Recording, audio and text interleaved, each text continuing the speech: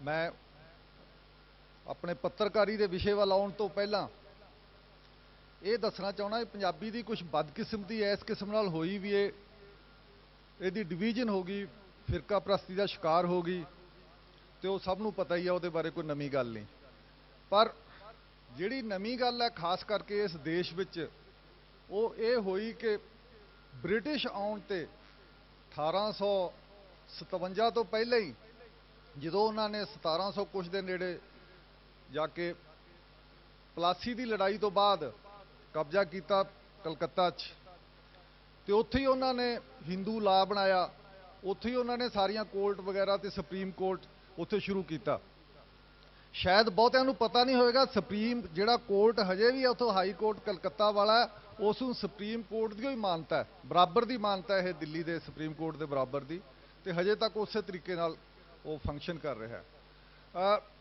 ਉਹਦੇ ਵਿੱਚ ਕਾਰਨ ਕੀ ਹੋਇਆ, ਇਹਨਾਂ ਨੇ 57 जाके खास करके एक उत्थे छोटी जी गल हुई जिहदे तो पता लगता भी किस तरीके नाल बोली हाकम की बोली है जिहड़ी वो बोली प्रवानित हो जाती है और वो बोली दूसरिया बोलियां नूं दबा लैंदी है।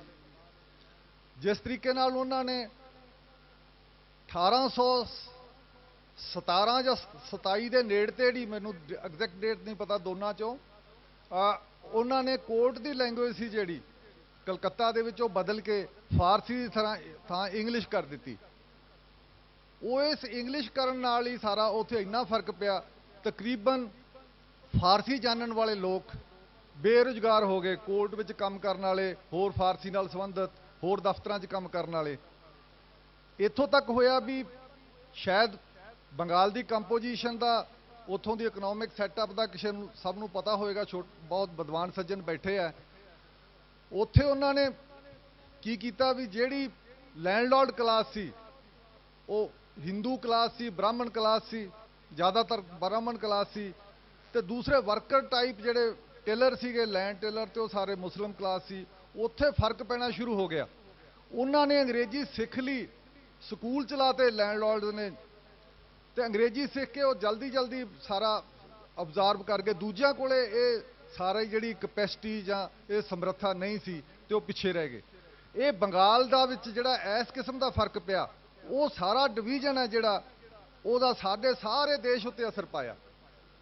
1857 तो बाद तो अंग्रेज़ों ने पॉलिसी बना ली सी भी डिवाइड एंड रूल करो। डिवाइड एंड रूल दे विच उन्होंने कुदरती तौर पर अपना राज नवाबों तो खोया सी अंग्रेज़ों ने, तो नवाबों नूं जां उस कम्यूनिटी नूं थल्ले लाउण दी कोशिश की।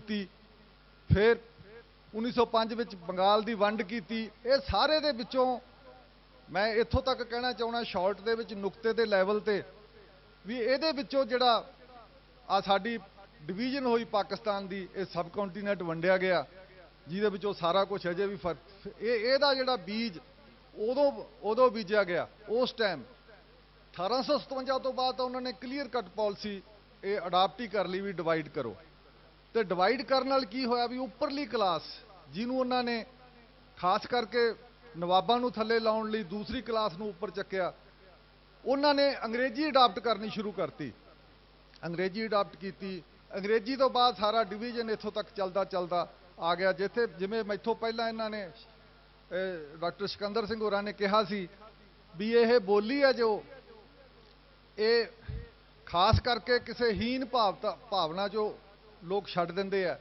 मैनूं ये लगता बोली ज़्यादा हाकम जमात की बोली चो छड्डी जाती है। बोली हमेशा ही हाकम जमात की बोली जाती है, उस हाकम की जमात दे विच सत्ता का प्रवाह हुंदा है, उसे हाकम जमात की बोली दे विच खास करके जिहड़ा टोटल एडमिनिस्ट्रेशन का सारा व्यापार का वणज का सारा जिहड़ा प्रवाह है संचालन है उस बोली च हुंदा है। हुण मैं इसनूं बोली के लैवल ते गल करदा एक दो गल्लां होर करके मैं पत्रकारी दे वल आऊँगा। सब तो पहली गल तो यह भी साडी बोली असी छड्डी क्यों पंजाबियां ने, मैनूं ये लगदा भी साडी हीन भावना वाला भी एक हैगा उहदे विच। दूजी गल यह भी मेरे नाल एक दिल्ली कई साल काम करदा जलंधर तो रमेश अरोड़ा दोस्त सी, तो जदों भी किते उहदे नाल पंजाबी दी गल होनी ਤੇ ਉਹਨੇ ਕਹਿਣਾ ਪੰਜਾਬੀ ਕੋਈ ਬੋਲੀ ਹੈ, ਪੰਜਾਬੀ ਦੇ ਵਿੱਚ ਤਾਂ ਕੋਈ ਜ਼ਬਾਨ ਨਹੀਂ ਹੈ, ਪੰਜਾਬੀ ਦੇ ਵਿੱਚ ਕਿਹੜਾ ਸਾਹਿਤ ਹੈ, ਪੰਜਾਬੀ ਹੈ ਕੀ ਹੈ। ਫਿਰ ਉਹਨੇ ਅਖੀਰ ਗੱਲ ਇੱਥੇ ਮੁਕਾਉਣੀ ਵੀ ਜੇ ਮੈਂ ਬੱਚਿਆਂ ਨੂੰ ਪੰਜਾਬੀ ਪੜ੍ਹਾਉਣ ਲਾਤਾ ਤੇ ਉਹਨੂੰ ਨੌਕਰੀ ਕਿੱਥੇ ਮਿਲੂਗੀ, ਕਿੱਥੇ ਜਾਣਗੇ, ਕੀ ਕਰਨਗੇ। ਸੋ ਸਵਾਲ ਬੋਲੀ ਦਾ ਇਹ ਸਾਰੇ ਪੜਾਵਾਂ ਚੋਂ ਨਿਕਲ ਕੇ ਨੌਕਰੀ ਔਰ ਰੁਜ਼ਗਾਰ ਨਾਲ ਜੁੜਨਾ ਵੀ ਸਾਰਾ ਹੁੰਦਾ। ਇਸ ਕਰਕੇ ਰੁਜ਼ਗਾਰ ਨਾਲ ਜੁੜਨ ਦਾ ਮਤਲਬ ਹੈ ਸਿਆਸੀ ਸਰਪ੍ਰਸਤੀ ਮਿਲਣੀ ਚਾਹੀਦੀ ਹੈ। ਸਿਆਸੀ ਸਰਪ੍ਰਸਤੀ ਨਹੀਂ ਮਿਲਦੀ ਤਾਂ ਇਸ ਕਰਕੇ ਉਹਦਾ ਸਾਰੇ ਦਾ ਸਾਰਾ ਨੁਕਸਾਨ ਹੋ ਜਾਂਦਾ ਹੈ। ਤੇ ਬਾਕੀ ਸਿਆਸੀ ਸਰਪ੍ਰਸਤੀ ਦੇ ਨਾਲ ਮੈਂ ਜਿਸ ਤਰੀਕੇ ਨਾਲ ਪੰਜਾਬੀ ਦੀ, ਮੈਨੂੰ ਲੱਗਦਾ ਮੈਂ ਵੀ ਪੰਜਾਬ ਤੋਂ ਬਾਹਰ 30 ਸਾਲ ਦਾ ਰਹਿ ਰਿਹਾ, ਮੈਨੂੰ ਪੰਜਾਬੀ ਦੀ ਥੋੜੀ ਜਿਹੀ ਮਹੱਤਤਾ, ਉਹਦੀ ਇੰਪੋਰਟੈਂਸ ਇੱਥੇ ਪੰਜਾਬ ਰਹਿੰਦਿਆਂ ਨਾਲੋਂ ਜ਼ਿਆਦਾ ਹੈ ਤੇ ਬਾਕੀ ਜਿਹੜੇ ਵਿਦੇਸ਼ਾਂ 'ਚ ਰਹਿੰਦੇ ਉਹਨਾਂ ਨੂੰ ਹੋਰ ਵੀ ਜ਼ਿਆਦਾ ਉਸ ਤਰੀਕੇ ਨਾਲ ਹੈ। ਇਹ ਖਾਲੀ ਹੇਰਵਾ ਨਹੀਂ ਹੈ, ਇਹ ਸਾਨੂੰ ਅਹਿਸਾਸ ਹੁੰਦਾ ਵੀ ਕਿਸ ਤਰੀਕੇ ਨਾਲ ਇਹ ਸਾਰੀ ਬੋਲੀ ਦਾ ਸਾਰਾ ਕਿਸ਼ਤ ਬੋਲੀ ਜਾਂਦੀ ਹੈ, ਛੱਡੀ ਜਾ ਰਹੀ ਹੈ। ਜਿਵੇਂ ਇੱਕ ਮੇਰਾ ਦੋਸਤ ਉੱਥੇ ਤਾਮਿਲਨਾਡੂ ਦਾ, ਤੇ ਉਹ ਮੇਰੇ ਨਾਲ 20 ਸਾਲ ਅਸੀਂ ਇਕੱਠੇ ਨੌਕਰੀ ਕੀਤੀ UNI 'ਚ। ਉਹਦੀ ਹਮੇਸ਼ਾ ਇਹ ਕੋਸ਼ਿਸ਼ ਹੁੰਦੀ ਸੀ, ਉਹ ਹਮੇਸ਼ਾ ਕਹਿੰਦਾ ਵੀ ਮੈਨੂੰ ਹੁਣ ਵੀ ਜਦੋਂ ਵੱਡਾ ਇਤਰਾਜ਼ ਇਹ ਆ ਵੀ ਮੇਰੇ ਬੱਚੇ ਤਾਮਿਲ ਨਹੀਂ ਸਿੱਖੇ, ਦਿੱਲੀ 'ਚ ਪੜ੍ਹ ਗਏ, ਅੰਗਰੇਜ਼ੀ ਸਿੱਖ ਗਏ ਆ, ਤਾਮਿਲ ਸਮਝ ਲੈਂਦੇ ਆ, ਬੋਲ ਨਹੀਂ ਸਕਦੇ। ਤੇ ਹੁਣ ਸਾਡੀ ਤਾਂ ਸਿਚੁਏਸ਼ਨ ਇਸ ਲੈਵਲ ਤੇ ਆ ਗਈ ਹੈ ਵੀ ਪੰਜਾਬ ਦੇ ਵਿੱਚ ਮੈਂ ਆਪਣੇ ਰਿਸ਼ਤੇਦਾਰਾਂ ਦੇ ਘਰਾਂ 'ਚ ਚੰਡੀਗੜ੍ਹ ਜਾਂ ਜਲੰਧਰ ਜਾਣਾ, ਉਹ ਕਈ ਤਾਂ ਵਿੱਚੋਂ ਰਿਸ਼ਤੇਦਾਰ ਅੰਮ੍ਰਿਤਧਾਰੀ ਵੀ ਹੈ ਔਰ ਬੱਚਿਆਂ ਨੂੰ ਕਹਿੰਦੇ ਆ ਪਾਠ ਕਰੋ, ਇਹ ਕਰੋ, ਗੁਰਦੁਆਰੇ ਜਾਓ, ਪਰ ਗੱਲ ਉਹਨਾਂ ਨਾਲ ਹਿੰਦੀ 'ਚ ਕਰਨਗੇ। ਤੇ ਮੈਂ ਮੇਰੇ ਰਿਸ਼ਤੇਦਾਰ ਨੂੰ ਇੱਕ ਨੂੰ ਕਿਹਾ ਵੀ ਜੇ ਤੂੰ ਇਹਨਾਂ ਨਾਲ ਹਿੰਦੀ 'ਚ ਗੱਲ ਕਰੇਗਾ ਤੇ ਗੁਰਦੁਆਰੇ ਜਾਣਾ ਜਦੋਂ ਥੋੜੇ ਜਿਹੇ ਵੱਡੇ ਹੋਏ ਬੰਦ ਹੀ ਆਪਣੇ ਆਪ ਹੀ ਕਰ ਦੇਣਗੇ। ਤੋ ਇਹ ਸਾਰਾ ਕੁਝ ਇਸ ਕਿਸਮ ਦਾ ਜਿਹੜਾ ਸਾਡਾ ਹੀਨ ਭਾਵਨਾ ਦਾ ਨਾਲ ਮੇਰਾ ਇੱਕ ਹੋਰ ਸਭ ਤੋਂ ਵੱਡਾ ਹੈ, ਸਾਡਾ ਹੀਨ ਭਾਵਨਾ ਦੀ ਪੂਰਤੀ ਲਈ ਅਸੀਂ ਖਪਤਕਾਰ ਬਣਦੇ ਜਾ ਰਹੇ ਹਾਂ, ਅਸੀਂ ਕੰਜ਼ਿਊਮਰਿਜ਼ਮ ਕਰਦੇ ਹਾਂ, ਵੱਡੀ ਗੱਡੀ ਲਿਆਉਣੇ ਆ, ਵੱਡਾ ਕੋਠੀ ਬਣਾਉਣੇ ਆ, ਇਹ ਸਾਰਾ ਕੁਝ ਸਾਡੀ ਹੀਨ ਭਾਵਤਾ ਚੋਂ ਨਿਕਲਦਾ। ਫਿਰ ਇੱਕ ਹੀਨ ਭਾਵਤਾ ਚੋਂ ਇਹ ਗੱਲ ਨਿਕਲਦੀ ਹੈ ਵੀ ਅਸੀਂ ਵਿਦੇਸ਼ਾਂ ਨੂੰ ਭਜਦੇ ਹਾਂ, ਇਹ ਵੀ ਹੀਨ ਭਾਵਨਾ ਚੋਂ ਨਿਕਲਦੀ ਹੈ ਸਾਡੀ ਗੱਲ ਹੈ। ਸਾਡੇ ਕੋਲੇ ਇੱਥੇ ਉਦੋਂ ਵਧੀਆ ਕਈਆਂ ਲੋਕਾਂ ਕੋਲੇ ਵਧੀਆ ਆਰਥਿਕ ਹਾਲਤ ਹੁੰਦੀ ਹੈ, ਬਹੁਤ ਸੋਹਣੇ ਤਰੀਕੇ ਨਾਲ ਰਹੇ ਹੁੰਦੇ ਆ, ਪਰ ਇਸ ਕਿਸਮ ਦਾ ਸੰਕਲਪ ਉਹਨਾਂ ਦੇ ਦਿਮਾਗ 'ਚ ਬਾਹਰ ਦਾ ਇੱਕ ਨਕਸ਼ਾ ਖਿੱਚਿਆ ਜਾਂਦਾ, ਦੌੜ ਜਾਂਦੇ ਆ ਬਾਹਰ ਜਾਣ ਲਈ ਤਿਆਰ, ਉੱਥੇ ਤੰਗ ਵੀ ਹੁੰਦੇ ਆ, ਬਾਅਦ 'ਚ ਪਛਤਾਉਂਦੇ ਰਹਿੰਦੇ ਆ। ਪਰ ਹਾਲਾਤ ਇਹ ਹੁੰਦਾ ਵੀ ਜ਼ਿੰਦਗੀ ਜਿੱਥੇ ਇੱਕ ਵਾਰੀ ਕੋਈ ਲੈਂਡ ਕਰ ਗਿਆ ਤੇ ਉੱਥੋਂ ਬਾਹਰ ਨਿਕਲਣਾ ਮੁਸ਼ਕਿਲ ਹੁੰਦਾ। ਤੇ ਇਸ ਕਰਕੇ ਇਹ ਸਾਰੀ ਹੀਨ ਭਾਵਨਾ ਲੈਂਗੁਏਜ ਛੱਡਣ 'ਚ ਵੀ ਮੈਨੀਫੈਸਟ ਹੁੰਦੀ ਹੈ, ਦਿਖਾਵਾ ਉਹਦਾ ਹੁੰਦਾ ਲੈਂਗੁਏਜ ਛੱਡਣ 'ਚ ਵੀ। ਦੂਸਰਾ ਇਹਦਾ ਕਾਰਨ ਇਹ ਹੈ ਵੀ ਅਸੀਂ ਹੀਨ ਭਾਵਨਾ, ਸਾਨੂੰ ਲੈਂਗੁਏਜ ਪ੍ਰਤੀ ਇਹ ਵਿਜੋਗੇ ਕਿਉਂ ਗਏ ਜਾਂ ਸਾਨੂੰ ਇਹ ਸਾਰੇ ਕਲਚਰ ਪ੍ਰਤੀ ਕਿਉਂ ਆਉਂਦਾ, ਉਹਦਾ ਕਾਰਨ ਇਹ ਹੈ ਵੀ ਸਾਨੂੰ ਪੋਲੀਟੀਕਲ ਸਰਪ੍ਰਸਤੀ ਨਹੀਂ ਮਿਲੀ, ਜਾਂ ਪੋਲੀਟੀਕਲੀ ਅਸੀਂ ਆਪਣੀ ਕਿਸਮਤ ਹੈ, ਮੈਨੂੰ ਨਹੀਂ ਲੱਗਦਾ ਪੰਜਾਬ ਵਿੱਚ ਅਸੀਂ ਆਪਣੀ ਕਿਸਮਤ ਦੇ ਖੁਦ ਇੱਥੋਂ ਦੇ ਲੋਕਲ ਜਿਹੜੀ ਪੋਲੀਟੀਕਲ ਕਲਾਸ ਹੈ ਉਹ ਮਾਲਕ ਹੋਵੇ, ਆਪ ਫੈਸਲਾ ਕਰਦੀ ਹੋਵੇ। ਇਹ ਸਭ ਤੋਂ ਵੱਡਾ ਨੁਕਸਾਨ ਹੋਇਆ ਜਿਹਨੂੰ ਕੋਈ ਗਿਣਦਾ ਨਹੀਂ ਗਿਆ, ਕਿਉਂਕਿ ਇਸੇ ਕਰਕੇ ਬਹੁਤ ਵੱਡੀ ਲੈਣ ਬਾਹਰ ਦੀ ਹੋ ਜਾਂਦੀ ਹੈ। ਪੋਲੀਟੀਕਲ ਉਹਨਾਂ ਦੇ ਉਹ ਐਕਸਪ੍ਰੈਸ ਨਹੀਂ ਕਰ ਸਕਦੇ ਬਹੁਤੇ ਵੀ ਕੀ ਕਾਰਨ ਹੈ, ਛੱਡ ਕੇ ਕਿਉਂ ਜਾਂਦੇ ਆ। ਉਹ ਕਹਿਣਗੇ ਜੀ ਬਾਹਰ ਬਹੁਤ ਵਧੀਆ ਜੀ, ਤੁਹਾਨੂੰ ਕੋਈ ਤੰਗ ਨਹੀਂ ਕਰਦਾ, ਪੁਲਿਸ ਨਹੀਂ ਤੰਗ ਕਰਦੀ, ਆਪਣਾ ਕੰਮ ਕਰੀ ਜਾਓ, ਇਸ ਕਿਸਮ ਦੇ ਉਹ ਸਤਈ ਜੇ ਇਹ ਤਰਕ ਦੇਣਗੇ। ਸਵਾਲ ਇਹ ਹੈ ਕਾਂਗਰਸ ਹੋਵੇ ਜਾਂ ਪੋਲੀਟੀਕਲ ਕਲਾਸ ਹੋਵੇ, ਤੁਸੀਂ ਸਾਰੇ ਆਪਣੇ ਆਪ ਜੱਜ ਕਰ ਸਕਦੇ ਹੋ, ਇਹਨਾਂ ਦਾ ਸਾਰਾ ਪੋਲਿਟਿਕਸ ਦਾ ਚਲਾਉਣਾ ਦਿੱਲੀ ਤੋਂ ਚੱਲਦਾ। ਇਸ ਕਰਕੇ ਜਿਹੜੀ ਤੁਹਾਨੂੰ ਇਹ ਅਹਿਸਾਸ ਹੀ ਨਹੀਂ ਹੁੰਦਾ ਵੀ ਤੁਸੀਂ ਇੱਥੇ ਪੰਜਾਬ ਦੇ ਲੋਕ ਜਾਂ ਅਸੀਂ ਪੰਜਾਬੀ, ਅਸੀਂ ਆਪਣੀ ਕਿਸਮਤ ਦੇ ਆਪ ਵਾਰਸ ਹਾਂ ਜਾਂ ਅਸੀਂ ਆਪ ਫੈਸਲਾ ਕਰ ਸਕਦੇ ਹਾਂ। ਇਹਦਾ ਕਾਰਨ ਵੀ ਹੈ ਜਿਹੜਾ ਅਸੀਂ ਪੰਜਾਬੀ ਛੱਡ ਰਹੇ ਹਾਂ ਤੇ ਪੰਜਾਬੀ ਛੱਡੀ ਜਾ ਰਹੀ ਹੈ, ਪੰਜਾਬੀ ਵਿੱਚ ਸਾਡੇ ਦੂਸਰਾ ਇਸ ਕਿਸਮ ਦੀ ਭਾਵਨਾ ਆ ਰਹੀ ਹੈ। ਇਹ ਇੱਕ ਦੂਸਰਾ ਦੂਸਰਾ ਚੱਕਰ ਇਹ ਵੀ ਹੈ ਵੀ ਤੁਸੀਂ ਸੁਣਿਆ ਹੋਣਾ, ਸਾਰੇ ਵਿਦਵਾਨ ਸੱਜਣ ਬੈਠੇ ਆ ਵੀ ਲੈਂਗੁਏਜ ਹੈ ਹਿੰਦੀ ਦੀ ਮੁਸ਼ਕਲ ਨਾਲ ਜਿਹੜੀ ਹਿੰਦੀ ਅੱਜ ਸਾਡੇ ਅਸੀਂ ਪੜ੍ਹ ਰਹੇ ਹਾਂ ਇਹਦੀ 200 ਸਾਲ ਉਮਰ ਹੈ। ਮੈਂ ਨਹੀਂ ਕਹਿੰਦਾ, ਇਹ ਕਈ ਦਿੱਲੀ ਵਿੱਚ ਕਈ ਵਿਦਵਾਨ ਖੁਦ ਹਿੰਦੀ ਦੇ ਸੈਮੀਨਾਰਾਂ ਵਿੱਚ ਇਹ ਕਹਿੰਦੇ ਆ ਵੀ ਉਹਦੇ 200-250 ਸਾਲ ਇਹਦੀ ਉਮਰ ਹੈ ਜਿਹੜੀ ਆ ਹਿੰਦੀ ਅਸੀਂ ਪੜ੍ਹ ਰਹੇ ਹਾਂ।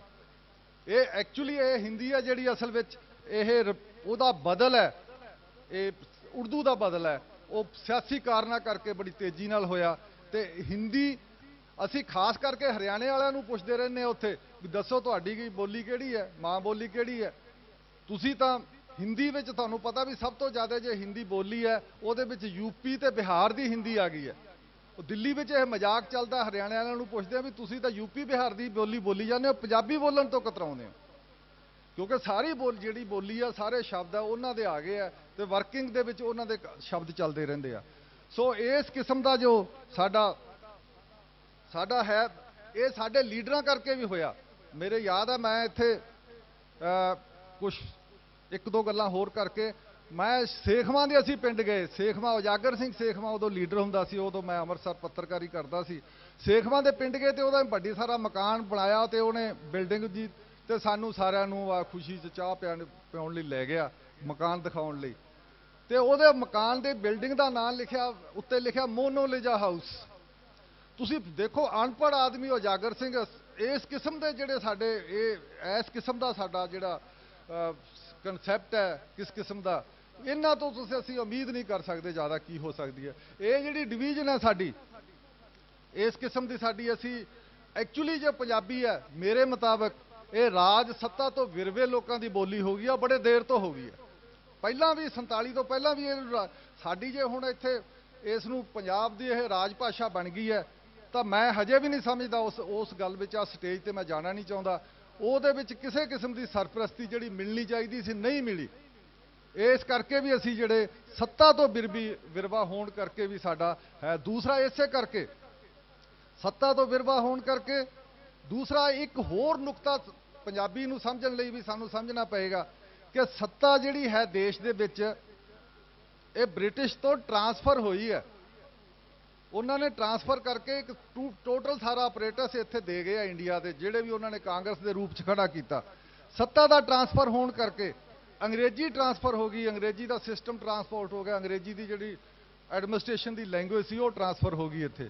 ਇਹ ਟਰਾਂਸਫਰ ਹੋਣ ਨਾਲ ਕੀ ਹੋਇਆ ਵੀ ਉਸੇ ਤਰੀਕੇ ਨਾਲ ਇੰਗਲਿਸ਼ ਵੱਧਦੀ ਗਈ ਆ, ਹੁਣ ਵੱਧ ਰਹੀ ਆ। ਇੱਥੇ ਸਾਡੇ ਪਬਲਿਕ ਸਕੂਲਾਂ ਦੀ ਜਿਹੜੀ ਖੁੰਬਾਂ ਵਾਂਗੂ ਨਿਕਲ ਰਹੇ, ਇੱਥੋਂ ਤੁਸੀਂ ਅੰਦਾਜ਼ਾ ਕਰ ਸਕਦੇ ਹੋ। ਬੇਸ਼ੱਕ ਮੈਂ ਇਸ ਯੂਨੀਵਰਸਿਟੀ ਦਾ ਹੀ ਪ੍ਰੋਡਕਟ ਹੈ, ਯੂਨੀਵਰਸਿਟੀ 'ਚ ਹੀ ਪੜ੍ਹਿਆ, ਪਰ ਮੈਂ ਯੂਨੀਵਰਸਿਟੀ ਦੇ ਇਸੇ ਸਟੇਜ ਤੇ ਕਹਿਣਾ ਚਾਹੁੰਦਾ ਵੀ ਸਾਨੂੰ ਇੱਥੋਂ ਜਾ ਕੇ ਸਾਰੇ, ਮੈਂ 30 ਸਾਲਾਂ ਦੇ ਵਿੱਚ ਅੰਗਰੇਜ਼ੀ 'ਚ ਕੰਮ ਕਰਨ 'ਚ ਕਦੇ ਕੋਈ ਸਮੱਸਿਆ ਨਹੀਂ ਆਈ। ਜਿਹੜੇ ਕੇਰਲਾ ਦੇ ਪੜ੍ਹੇ, ਪਬਲਿਕ ਸਕੂਲਾਂ ਦੇ ਪੜ੍ਹੇ, ਅਸੀਂ ਦੇਸੀ ਸਕੂਲਾਂ 'ਚੋਂ ਪੜ੍ਹ ਕੇ ਗਏ ਸੀ, ਸਾਨੂੰ ਕੋਈ ਪ੍ਰੋਬਲਮ ਨਹੀਂ ਆਈ ਉਹਨਾਂ ਨਾਲ ਕੰਮ ਕਰਨ ਦੀ। ਤੇ ਇਹ ਸਾਨੂੰ ਜਿਹੜਾ ਇਸ ਕਿਸਮ ਦਾ ਜਿਹੜਾ ਅਹਿਸਾਸ ਕਰਾਇਆ ਜਾਂਦਾ ਵੀ ਬੱਚਿਆਂ ਨੂੰ ਤੁਸੀਂ ਪਬਲਿਕ ਸਕੂਲ ਅੰਗਰੇਜ਼ੀ 'ਚ ਸਕੂਲ 'ਚ ਲਾਓ ਤਾਂ ਹੀ ਉਹ ਜਾ ਕੇ ਬੜੀ ਛੇਤੀ ਸਿੱਖਣਗੇ ਸਾਰਾ ਕੁਝ। ਐਕਚੁਅਲੀ ਇਹ ਹੈ ਵੀ ਉਹ ਬਹੁਤ ਜ਼ਿੰਦਗੀ ਦੇ ਵੱਡੇ ਪੱਖਾਂ ਤੋਂ, ਸੋਸਾਇਟੀ ਤੋਂ ਉਹ ਵਿਰਵੇ ਹੋ ਜਾਂਦੇ ਆ। ਖੈਰ, ਇਹ ਸਾਰੀ ਗੱਲ ਦੇ ਨਾਲ ਹਜੇ ਵੀ ਸਾਰਾ ਹਰਿਆਣਾ ਦੇ ਵਿੱਚ ਮੇਰਾ ਇੱਕ ਪੜੋਸੀ ਆ, ਮੈਂ ਜਦੋਂ ਉਹਦੇ ਨਾਲ ਕਦੇ ਕੋਸ਼ਿਸ਼ ਕਰੂੰ, ਮੈਂ ਬਾਹਰ ਰਹਿੰਦੇ ਕਰਕੇ ਹਿੰਦੀ 'ਚ ਥੋੜਾ ਜਿਹਾ ਬੋਲਣ ਦੀ ਗੱਲਬਾਤ, ਉਹ ਰਿਟਾਇਰ ਹੋ ਕੇ ਆਇਆ, ਮੇਰੇ ਕੋਲੇ ਬੈਠ ਜਾਂਦਾ ਆ ਕੇ, ਉਹ ਮੈਨੂੰ ਕਹੋ ਜੀ ਨਹੀਂ ਪੰਜਾਬੀ 'ਚ ਗੱਲ ਕਰੋ, ਮੈਂ ਬੋਲ ਨਹੀਂ ਸਕਦਾ, ਮੈਨੂੰ ਅਫਸੋਸ ਹੈ, ਮਹਿੰਦਰਗੜ੍ਹ ਜ਼ਿਲ੍ਹੇ ਦਾ, ਤੇ ਪਰ ਮੈਨੂੰ ਪੰਜਾਬੀ ਚੰਗੀ ਬਹੁਤ ਲੱਗਦੀ ਹੈ, ਮੈਨੂੰ ਸਮਝ ਆਉਂਦੀ ਹੈ। ਕੁਝ ਸਾਡੀਆਂ ਆਪਣੀਆਂ ਸਮੱਸਿਆਵਾਂ ਵੀ ਹੋ ਗਈਆਂ ਵੀ ਇੱਥੇ ਅਸੀਂ ਯੂਪੀ ਬਿਹਾਰ ਤੋਂ ਆਉਂਦੇ ਭਈਆਂ ਨੂੰ ਤਾਂ ਕੱਢਣ ਨੂੰ ਫਿਰਦੇ ਆ ਇੱਥੋਂ, ਪਰ ਕੱਢਣ ਤੋਂ ਪਹਿਲਾਂ ਸੋਚ ਲਓ ਵੀ ਜਦੋਂ ਭਈਏ ਨਾਲ ਅਸੀਂ ਗੱਲ ਕਰਦੇ ਹਾਂ ਹਿੰਦੀ 'ਚ ਕਿਉਂ ਕਰਦੇ ਹਾਂ। ਇਹ ਹਾਕਮ ਜਮਾਤ ਦੀ ਬੋਲੀ ਸੀ, ਹਿੰਦੀ ਹੈ ਜਿਹਨੂੰ ਅਸੀਂ ਸਮਝ ਲਿਆ। ਹਾਕਮ ਜਮਾਤ, ਵੱਡੇ ਇੰਟਰਨੈਸ਼ਨਲ ਹਾਕਮ ਜਮਾਤ ਦੀ ਬੋਲੀ ਇੰਗਲਿਸ਼ ਹੈ, ਅਸੀਂ ਉਹਨੂੰ ਤਸਲੀਮ ਕਰ ਲਿਆ, ਐਕਸੈਪਟ ਕਰ ਲਿਆ, ਪ੍ਰਵਾਨ ਕਰ ਲਿਆ। ਇਹੋ ਜਿਹੀਆਂ ਗੱਲਾਂ ਜਿਹੜੀਆਂ ਹੈ ਉਹ ਸਾਰੀਆਂ ਅਖਬਾਰਾਂ ਤੇ ਵੀ ਲਾਗੂ ਹੁੰਦੀਆਂ। ਤੇ ਅਖਬਾਰ ਕਿਹੜੀ ਭਾਸ਼ਾ ਨੂੰ ਵਰਤਦੇ ਆ, ਕਿਉਂ ਵਰਤਦੇ ਆ, ਅਖਬਾਰਾਂ ਦੀ ਨਾਲ ਭਾਸ਼ਾ ਗੱਲ ਤੋਂ ਕਰਨ ਤੋਂ ਪਹਿਲਾਂ ਮੈਂ ਇੱਕ ਛੋਟੀ ਜੀ ਹੋਰ ਗੱਲ ਕਰਨਾ ਚਾਹੁੰਦਾ ਵੀ ਅਖਬਾਰ ਕੀ ਹੁੰਦੇ ਆ। ਬਹੁਤੇ ਲੋਕਾਂ ਨੂੰ ਬਹੁਤ ਲੈਵਲ ਤੇ ਨਹੀਂ ਪਤਾ ਹੁੰਦਾ। ਇਹਨੂੰ ਅਸੀਂ ਜਿਹੜੀ ਇਕਨੋਮਿਕਸ ਲੈਂਗੁਏਜ ਹੈ ਜਾਂ ਇਕਨੋਮਿਕਸ ਦੇ ਵਿੱਚ ਜਾਂ ਜਿਹੜੀ ਦੂਜੀ ਉਸ ਭਾਸ਼ਾ ਉਹਦੇ ਵਿੱਚ ਅਸੀਂ ਕਹਿੰਦੇ ਆ ਵੀ ਨਿਊਜ਼ਪੇਪਰ ਐਂਡ ਐਂਟਰਟੇਨਮੈਂਟ ਇੰਡਸਟਰੀ। ਇਹ ਨਿਊਜ਼ਪੇਪਰ ਐਂਡ ਐਂਟਰਟੇਨਮੈਂਟ ਇੰਡਸਟਰੀ ਹੈ, ਇਸ ਕਰਕੇ ਅਸੀਂ ਇਹਨੂੰ ਇੰਡਸਟਰੀ ਔਰ ਇੱਕ ਉਦਯੋਗ ਦੇ ਲੈਵਲ ਤੇ ਲੈਂਦੇ ਆ। ਇਹ ਇੱਕ ਪੈਸੇ ਇਕੱਠੇ ਕਰਨ ਦਾ ਕੰਮ ਹੈ, ਬਿਜ਼ਨਸ ਹੈ, ਇਹ ਕੋਈ ਸੇਵਾ ਦਾ ਵੱਡਾ ਕੰਮ ਨਹੀਂ ਹੈ। ਇਸ ਕਰਕੇ ਜਿਹੜਾ ਅੱਜ ਕੱਲ੍ਹ ਆ ਗਿਆ ਉਹਦੇ ਵਿੱਚ ਮੈਂ ਚੌਮਸਕੀ ਨੂੰ ਕੋਟ ਕਰਨਾ ਚਾਹੁੰਦਾ। ਚੌਮਸਕੀ ਇਸ ਸੰਬੰਧ ਵਿੱਚ ਨਿਊਯਾਰਕ ਟਾਈਮ ਨੂੰ ਕੋਟ ਕਰਦਾ। ਦੁਨੀਆ ਦਾ ਸਭ ਤੋਂ ਵੱਡਾ ਪੇਪਰ ਹੈ ਨਿਊਯਾਰਕ ਟਾਈਮ, ਵੱਡਾ ਪੇਪਰ ਹੈ। ਇਹ ਵੀ ਪਤਾ ਹੋ ਗਿਆ ਤੁਹਾਨੂੰ ਵੀ ਨਿਊਯਾਰਕ ਛਪੀ ਗੱਲ ਦਾ ਇੰਟਰਨੈਸ਼ਨਲ ਲੈਵਲ ਦੇ ਸਿਆਸੀ ਅਦਲੋ ਬਦਲ ਤੇ ਸਾਰੇ ਤੇ ਅਸਰ ਪੈਂਦਾ। ਨਿਊਯਾਰਕ ਟਾਈਮ ਨੂੰ ਦੇ ਬਾਰੇ ਉਹ ਲਿਖਦਾ ਵੀ ਨਿਊਯਾਰਕ ਟਾਈਮ 'ਚ ਪਹਿਲਾਂ ਸਾਰੀ ਐਡ ਲਗਾਈ ਜਾਂਦੀ ਹੈ, ਲੇਆਊਟ ਜਿਹੜਾ ਬਣਦਾ ਐਡ ਲਗਾਈ ਜਾਂਦਾ, ਬਚਦੇ ਥਾਵਾਂ ਉੱਤੇ ਫਿਰ ਖਬਰਾਂ ਫਿੱਟ ਕੀਤੀਆਂ ਜਾਂਦੀਆਂ। ਤੇ ਇਹ ਗੱਲ ਨਿਊਯਾਰਕ ਟਾਈਮ ਲਈ ਨਹੀਂ ਸਹੀ, ਇਹ ਸਾਡੇ ਸਾਰੇ ਅਖਬਾਰਾਂ ਲਈ ਸਹੀ ਹੈ। ਅੰਗਰੇਜ਼ੀ ਦੇ ਨੈਸ਼ਨਲ ਪੇਪਰ ਜਿਨ੍ਹਾਂ ਨੂੰ ਕਿਹਾ ਜਾਂਦਾ, Times of India, Hindustan time, Indian express, ਤੇ ਸਾਡੇ ਹਿੰਦੀ ਦੇ ਵੀ ਜਿੰਨੇ ਵੱਡੇ ਵੱਡੇ ਪੇਪਰ ਹੈ ਤੇ ਪੰਜਾਬੀ ਤੱਕ ਦੇ ਸਾਰਿਆਂ 'ਚ ਇਹ ਗੱਲ ਲਾਗੂ ਹੁੰਦੀ ਹੈ। ਇਸ ਕਰਕੇ ਖਬਰ ਕਈ ਵਾਰ ਤਾਂ ਇਹ ਹੁੰਦਾ ਵੀ ਐਡ ਲੇਟ, ਜੇ ਬਹੁਤ ਵੱਡੀ ਐਡ ਆ ਜੇ ਤਾਂ ਖਬਰ ਨੂੰ ਕੱਢ ਹੀ ਦਿੱਤਾ ਜਾਂਦਾ।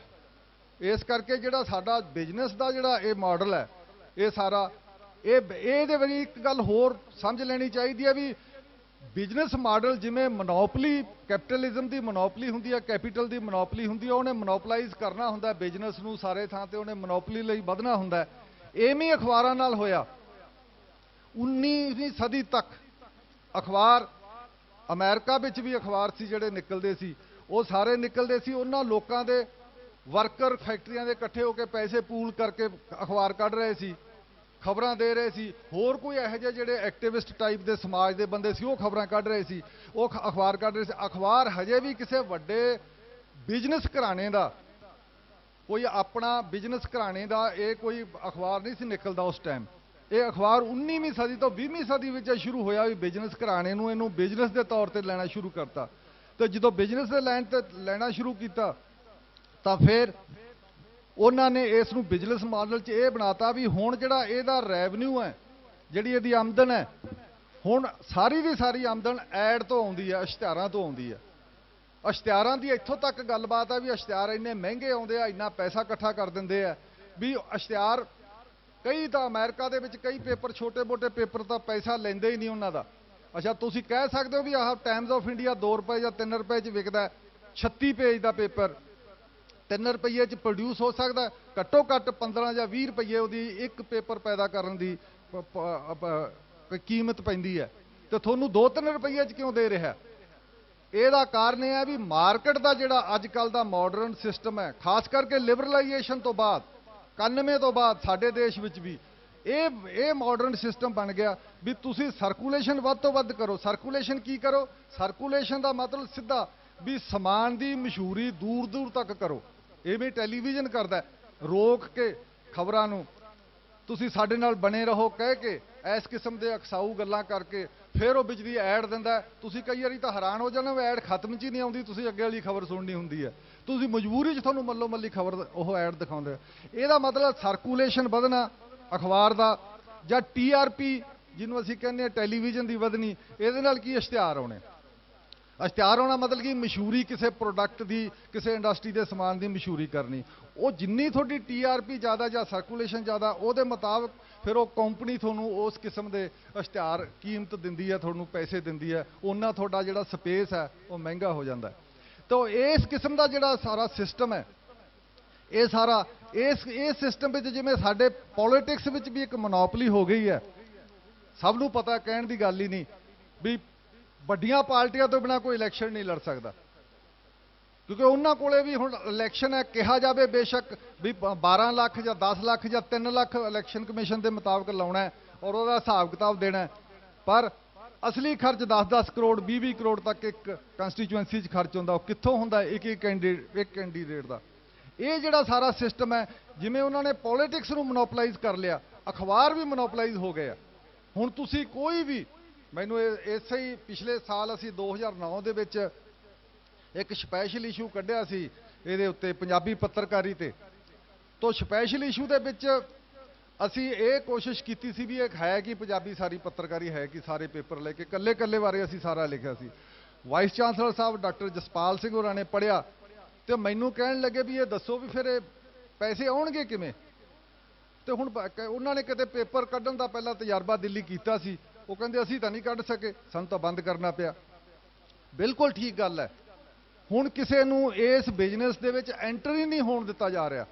ਵੱਡੇ ਹਾਊਸਸ ਦੇ ਹੀ ਟੈਲੀਵਿਜ਼ਨ ਹੈ, ਵੱਡੇ ਹਾਊਸਸ ਦੇ ਹੀ ਅਖਬਾਰ ਹੈ, ਜਾਂ ਇਹ ਇੱਕ ਟੋਟਲ ਵੱਡੇ ਹਾਊਸਸ ਹੈ ਜਿਹੜੇ ਉਹਨਾਂ ਦਾ ਇੱਕ ਹਿੱਸਾ ਹੈਗਾ। ਇਹ ਘਾਟੇ 'ਚ ਵੀ ਚਲਾਉਂਦੇ ਰਹਿਣਗੇ ਅਖਬਾਰਾਂ ਤੇ ਟੈਲੀਵਿਜ਼ਨਾਂ ਨੂੰ, क्योंकि ਇਹਦੇ ਨਾਲ ਉਹ ਆਪਣਾ ਪੋਲੀਟੀਕਲ ਕਲਾਊਟ ਵਧਾਉਂਦੇ ਆ ਤੇ ਉਹਨੂੰ ਲੋੜ ਹੈ। ਉਹ ਇਹਨੂੰ ਸਮਝਦੇ ਵੀ ਇਹ ਸਾਡੀ ਇਨਵੈਸਟਮੈਂਟ ਹੈ ਸਾਡੇ ਦੂਸਰੇ ਬਿਜ਼ਨਸ ਚਲਾਉਣ ਲਈ। ਇਸੇ ਕਰਕੇ ਜਿੰਨੇ ਹਿੰਦੀ ਦੇ ਪੇਪਰ ਹੈ, ਜਾਗਰਣ, ਐਰਾ ਵਗੈਰਾ, ਇਹਨਾਂ ਸਾਰਿਆਂ ਦੇ ਜਿਹੜੇ ਬਹੁਤ ਵੱਡੇ ਵੱਡੇ ਬਿਜ਼ਨਸ ਹੈ, ਇਹਨਾਂ ਦੀਆਂ ਸ਼ੂਗਰ ਮਿਲਾਂ ਯੂਪੀ 'ਚ, ਸਭ ਦਾ ਕੋਈ ਨਾ ਕੋਈ ਬਿਜ਼ਨਸ ਹੈ। ਸਾਡੇ ਵੀ ਜਿਹੜੇ ਅਖਬਾਰ ਹੈ ਸਾਰਿਆਂ ਦਾ ਐਕਸਟਰਾ ਬਿਜ਼ਨਸ ਹੋਰ ਚੱਲਦਾ ਹੈ। ਅਖਬਾਰ ਇੱਕ ਬਸ ਸਿਰਫ ਦਿਖਾਵੇ ਦੀ ਗੱਲਬਾਤ ਹੈ। ਇਸ ਕਰਕੇ ਕਲਾਊਟ ਬਣਾਉਣ ਦੀ, ਪੋਲੀਟੀਕਲ ਕਲਾਊਟ ਬਣਾਉਣ ਦੀ ਗੱਲਬਾਤ ਆ, ਉਹ ਤੁਸੀਂ ਸਾਰੇ ਸਮਝਦੇ ਹੋ ਆਪਦਾ ਪੋਲੀਟੀਕਲ ਪ੍ਰਭਾਵ ਕਿਵੇਂ ਬਣਾਇਆ ਜਾਂਦਾ। ਉਹਦੇ ਵਿੱਚ ਹੁਣ ਜਿਹੜੀ ਖਾਸ ਕਰਕੇ ਗੱਲਬਾਤ ਹੈ ਵੀ ਇਸ ਕਿਸਮ ਦਾ ਜਦੋਂ ਵਪਾਰਕ ਗੱਲਬਾਤ ਹੋਵੇ, ਉੱਪਰੋਂ ਵਪਾਰ ਹੀ ਤੁਸੀਂ ਕਈ ਵਾਰੀ ਤੁਸੀਂ ਸੁਣਿਆ ਹੋਵੇਗਾ, ਜਦੋਂ ਵੀ ਬਜਟ ਦੀ ਸਪੀਚ ਹੁੰਦੀ ਆ ਤਾਂ ਚਿਦੰਬਰਮ ਬਹੁਤ ਵਾਰ ਕਹਿੰਦਾ ਹੁੰਦਾ ਸੀ ਵੀ ਇੰਡੀਆ ਇੱਕ ਇਕਨੋਮਿਕ ਯੂਨਿਟ ਹੈ, ਮਤਲਬ ਕਿ ਇੰਡੀਆ ਦੇ ਵਿੱਚ ਤੁਸੀਂ ਫ੍ਰੀਲੀ ਟ੍ਰੇਡ ਕਰ ਸਕਦੇ ਹੋ, ਐਡਾ ਵੱਡਾ ਇਕਨੋਮਿਕ ਯੂਨਿਟ ਹੈ।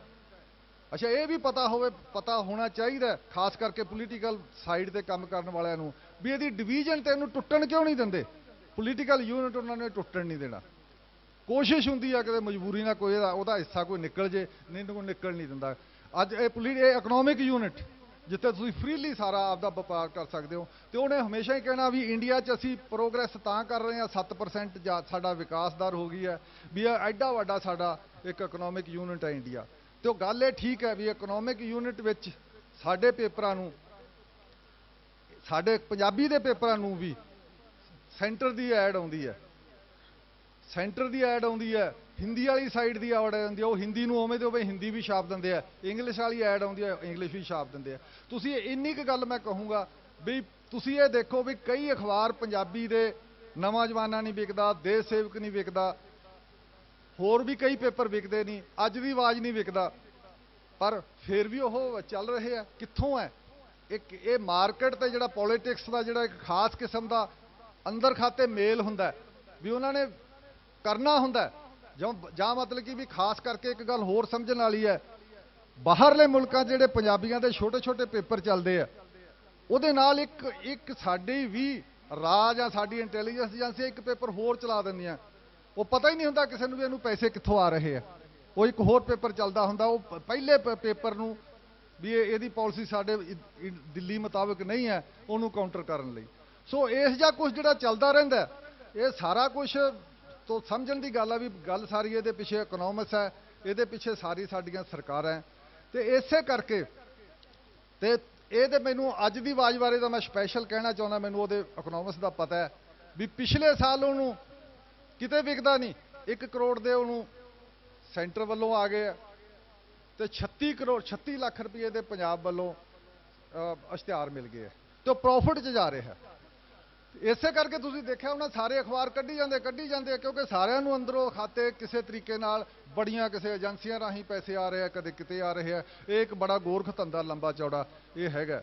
ਅੱਛਾ, ਮੈਂ ਹੁਣ ਖਾਸ ਕਰਕੇ ਭਾਸ਼ਾ ਵੱਲ ਆਉਣਾ ਵੀ ਭਾਸ਼ਾ ਕਿਉਂ ਨਹੀਂ ਬਦਲਦੇ।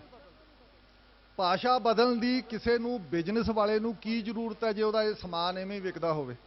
ਉਹਨੇ ਆਪਣਾ ਸਮਾਨ ਵੇਚਣਾ, ਦੁਕਾਨ ਚਲਾਉਣੀ ਹੈ। ਜੇ ਦੁਕਾਨ ਚੱਲ ਰਹੀ ਹੈ, ਚੰਗੀ ਸਜ ਰਹੀ ਹੈ, ਸੌਦਾ ਵਿਕ ਰਿਹਾ, ਤੇ ਉਹ ਭਾਸ਼ਾ ਬਦਲੂ ਜਾਂ ਕੀ ਲੋੜ ਪਊਗੀ? ਉਹਨੂੰ ਬਦਲਣ ਦੀ ਕੋਈ ਲੋੜ ਨਹੀਂ। ਇਹ ਉਹਨਾਂ ਦਾ ਅਹਿਸਾਸ 'ਚ ਹੈ ਨਹੀਂ। ਉਹਨਾਂ ਦਾ ਇਹ ਹੁੰਦਾ ਵੀ ਬੀਬੀ ਸੁਰਿੰਦਰ ਕੌਰ ਬਾਦਲ ਦੀ ਡੈਥ ਹੋਈ ਤੋਂ ਬਾਅਦ ਭੋਗ ਦੇ ਕਿਹੜਾ ਵੱਧ ਤੋਂ ਵੱਧ ਇਸ਼ਤਿਹਾਰ ਲੈ ਜਾਏਗਾ। ਉਹ ਜਗਬਾਣੀ 'ਚ, ਅਜੀਤ 'ਚ, ਹੋਰਾਂ 'ਚ ਆਪਸ ਵਿੱਚ ਦੀ ਦੌੜ ਲੱਗਦੀ ਹੈ। ਜਾਂ ਮਤਲਬ ਕਿ ਪੇਡ ਨਿਊਜ਼ ਵਿੱਚ ਕਿਵੇਂ ਅਸੀਂ ਆਪਦਾ ਪੇਡ ਨਿਊਜ਼ ਦੇ ਵਿੱਚ ਤਾਂ ਇਹ ਸਾਡੇ ਜਿਹੜੇ ਅਖਬਾਰ ਆ ਪੰਜਾਬੀ ਦੇ, ਉਹ ਇੱਕ ਹਰੇਕ ਪਾਰਟੀ ਨੂੰ ਕਹਿੰਦੇ ਤੁਹਾਡੇ ਲਈ ਅਸੀਂ ਆਹ ਬੰਦਾ ਸਬ ਐਡੀਟਰ, ਨਿਊਜ਼ ਐਡੀਟਰ ਅਸੀਂ ਅਲਾਟ ਕਰਤਾ, ਆਹ ਇਹਦਾ ਨੰਬਰ ਹੈ, ਤੁਸੀਂ ਜਿਹੜਾ ਭੇਜਣਾ ਭੇਜੀ ਜਾਓ, ਅਸੀਂ ਛਾਪੀ ਜਾਵਾਂਗੇ। ਦੂਜੇ ਨੂੰ ਕਹਿੰਦੇ, ਦੂਜੀ ਪਾਰਟੀ ਨੂੰ ਕਹਿੰਦੇ ਤੁਹਾਡੇ ਲਈ ਅਸੀਂ ਆਹ ਬਣਾਤਾ, ਇਹ ਆਹ ਨੰਬਰ ਹੈ, ਜਿਹੜਾ ਭੇਜਣਾ ਭੇਜੀ ਜਾਓ। ਦੋਨਾਂ ਨੂੰ ਛਾਪੀ ਜਾਂਦੇ ਆ ਬਰਾਬਰੀ। ਤੇ ਬੜੀ ਹੈਰਾਨੀ ਦੀ ਗੱਲ ਹੁੰਦੀ ਹੈ ਪੱਤਰਕਾਰੀ ਦੇ ਦੌਰ ਦੇ ਵਿੱਚ, ਇੱਕ ਖਬਰ ਛਪੀ ਹੁੰਦੀ ਆ ਵੀ ਫਲਾਨਾ ਕੈਂਡੀਡੇਟ ਹਾਰ ਰਿਹਾ ਬੜੇ ਵੱਡੇ ਮਾਰਜਨ ਤੇ, ਨਾਲ ਛਪੀ ਹੁੰਦਾ ਵੀ ਉਹਦੀ ਤਾਂ ਚੜ੍ਹਤ ਬਹੁਤ ਹੈ, ਉਹਦਾ ਜਿੱਤ ਰਿਹਾ, ਨਾਲ ਦੂਜੀ ਖਬਰ ਛਪੀ ਹੁੰਦੀ ਹੈ। ਸੋ ਇਸ ਕਿਸਮ ਦਾ ਜਿਹੜਾ ਹੈ, ਇਸ ਦੁਕਾਨਦਾਰੀ ਦੇ ਵਿੱਚ ਮੈਂ ਨਹੀਂ ਸਮਝਦਾ ਵੀ ਕਿਸੇ ਨੂੰ ਕੋਈ ਜ਼ਰੂਰਤ ਹੈ, ਕੋਈ ਪ੍ਰੈਸਿੰਗ ਉਸ ਦੇ ਉੱਤੇ ਕੋਈ ਪ੍ਰੈਸ਼ਰ ਹੈ ਇਸ ਕਿਸਮ ਦਾ ਵੀ ਉਹ ਆਪਣੀ ਭਾਸ਼ਾ ਨੂੰ ਠੀਕ ਕਰੂ ਜਾਂ ਕਿਵੇਂ ਕਰੂ। ਉਹ ਜੇ ਫਰਜ਼ ਕੀਤਾ ਸਾਡੀ ਬੋਲਚਾਲ ਦੇ ਵਿੱਚ ਸਾਡੇ ਇੱਥੇ ਹਿੰਦੀ ਆ ਰਹੀ ਹੈ, ਸਾਡੇ ਪਬਲਿਕ ਸਕੂਲ ਇੱਥੇ ਅੰਗਰੇਜ਼ੀ ਲਿਆ ਰਹੇ ਆ, ਜਾਂ ਟੋਟਲ ਸਾਰਾ ਪੋਲੀਟੀਕਲ ਸੈਟਅਪ ਤੇ ਪੋਲੀਟੀਕਲ ਇਕਨੋਮਿਕ ਸੈਟਅਪ ਦੇ ਵਿੱਚ ਪੰਜਾਬੀ ਜਾਂਦੀ ਹੈ, ਉਦੋਂ ਜਾਂਦੀ ਰਹੇ। ਉਸਨੇ ਤਾਂ ਕੋਸ਼ਿਸ਼ ਇਹ ਕਰਨੀ ਹੈ ਵੀ, ਕੋਸ਼ਿਸ਼ ਉਹਦੀ ਇਹ ਹੈ ਵੀ ਕੋਈ ਵੀ ਲੈਂਗੁਏਜ ਹੋਵੇ ਪੇਪਰ ਛਪ ਜਾਏ, ਬਸ ਪੇਪਰ ਦੀ ਇੱਕ ਹੈਡਲਾਈਨ ਚੰਗੀ ਕੱਢੀ ਜਾਵੇ, ਇਸ ਤੋਂ ਕਹਾ ਹੁੰਦੀ ਨਹੀਂ। ਇਸ ਕਰਕੇ ਸਾਰੇ ਪੇਪਰਾਂ ਦੇ ਵਿੱਚ ਹਿੰਦੀ ਦੇ ਸ਼ਬਦ ਬੜੇ ਜ਼ੋਰ ਸ਼ੋਰ ਨਾਲ ਆ ਰਹੇ ਆ। ਹਿੰਦੀ ਦੇ ਸ਼ਬਦ ਆਉਂਦੇ ਕਿਉਂ ਹੈ? ਉਹਦਾ ਕਾਰਨ ਇਹ ਹੈ ਵੀ ਅੰਗਰੇਜ਼ੀ ਦੀਆਂ ਜਿਹੜੀਆਂ ਵੈਬਸਾਈਟਸ ਹੈ ਜਾਂ ਉਹਦੀਆਂ ਏਜੰਸੀਆਂ ਦੀ ਸਾਡੇ ਕੋਲ ਖਬਰਾਂ ਆਉਂਦੀਆਂ ਨੈਸ਼ਨਲ ਤੇ ਇੰਟਰਨੈਸ਼ਨਲ, ਉਹਨਾਂ ਨੂੰ ਟਰਾਂਸਲੇਟ ਕਰਨ ਲਈ ਕੋਈ ਚੰਗੇ ਪੜ੍ਹੇ ਲਿਖੇ ਮੁੰਡਿਆਂ ਦੀ ਲੋੜ ਹੁੰਦੀ ਹੈ, ਉਹ ਰੱਖਦੇ ਨਹੀਂ। ਜੇ ਕਿਸੇ ਨੂੰ ਅੰਗਰੇਜ਼ੀ ਆਉਂਦੀ ਉਹ ਪੰਜਾਬੀ ਨਹੀਂ ਜਾਣਦਾ। ਸਾਡੇ ਪੰਜਾਬ 'ਚ ਹੀ ਇਹ ਹਾਲ ਹੈ। ਤੇ ਇਸ ਕਰਕੇ ਉਹਨਾਂ ਨੂੰ ਟਰਾਂਸਲੇਸ਼ਨ ਨਹੀਂ ਆਉਂਦੀ, ਕਿਉਂਕਿ ਪਬਲਿਕ ਸਕੂਲਾਂ ਦੇ ਵਿੱਚ ਜਿਹੜਾ ਅੰਗਰੇਜ਼ੀ ਸਕੂਲ 'ਚ ਲੱਗ ਗਿਆ, ਨਾਲ ਉਹਨੂੰ ਹਿੰਦੀ ਪੜ੍ਹਾਈ ਜਾਂਦੀ ਹੈ ਸਬਜੈਕਟ ਦੇ ਤੌਰ ਤੇ, ਪੰਜਾਬੀ ਤਾਂ ਉਹਨੂੰ ਆਉਂਦੀ ਨਹੀਂ। ਇਸ ਕਰਕੇ ਇੰਗਲਿਸ਼ ਪੜ੍ਹੇ ਬੰਦੇ ਸਾਡੇ ਹੁਣ ਸਾਰੇ ਇੱਥੇ ਸਾਰੇ ਪੰਜਾਬੀ ਦੇ ਪੇਪਰਾਂ ਨੂੰ ਸਾਡੇ ਡੈਸਕ ਤੇ ਪੰਜਾਬੀ ਤੇ ਅੰਗਰੇਜ਼ੀ ਦੋ ਭਾਸ਼ੀ ਇਸ ਕਿਸਮ ਦੇ ਬੰਦੇ ਮਿਲਦੇ ਨਹੀਂ ਗੇ। ਤੇ ਉਹ ਕੀ ਕਰਦੇ ਆ ਫਿਰ?